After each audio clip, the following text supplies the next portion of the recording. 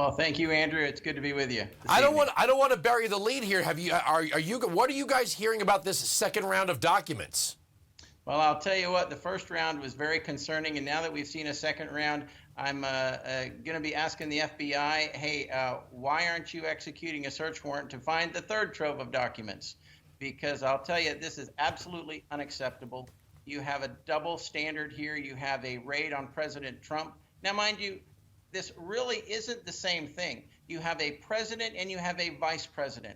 The president has the authority to declassify documents. The vice president does not. So there is no way under any circumstances that classified documents should be in the hands, in the possession of a vice president after they have left office.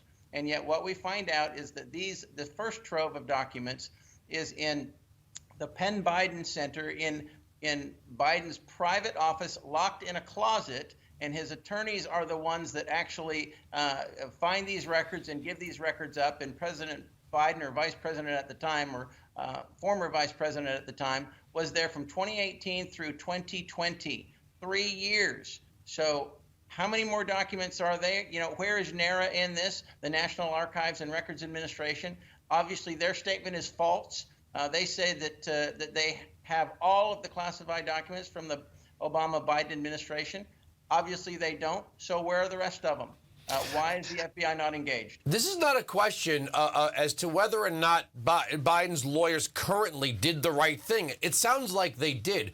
The question is, why were the documents there in the first place, and how did they get there? Who signed them out? Where's the chain of custody? How did this happen? And what's in these documents? You're exactly correct. And just be reminded, these documents are special compartmented information. That means it's got to be top secret information. How in the world did they get there? You're exactly right. And the Oversight Committee is going to figure out, going to find out, we're going to investigate what in the world is going on here. Our chairman sent a letter yesterday to NARA to find out what in the world they know. The communications that's gone on between them and the Department of Justice and the White House regarding these documents. Now you've got just reporting a second trove of documents.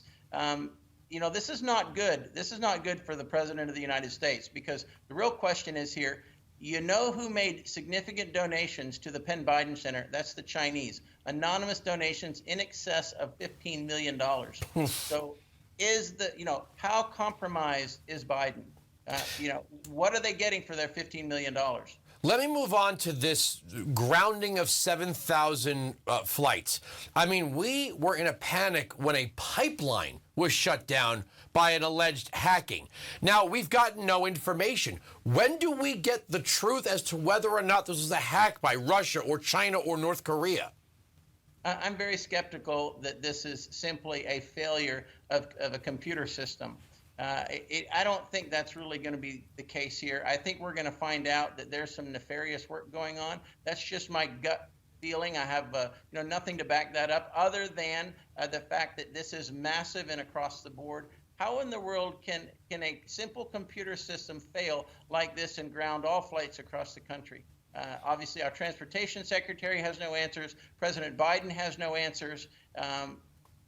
We got a problem here in leadership in a big way. Let me tell you something. On my radio program on Sirius XM Patriot, I had one call after another from pilots, from air traffic controllers, from FAA employees. Now, this is all anonymous. I can't verify anything that they're saying. They're saying they don't spend the budget on upkeep of systems. They're spending more time on diversity and woke programs. So, look, again, this is just people sounding off on the phone anonymously on my radio program. But if Chuck Schumer comes along and says, see, this is why we need a bigger budget, is it that you need a bigger budget? Or is the question, what have you been doing with the budget all this time?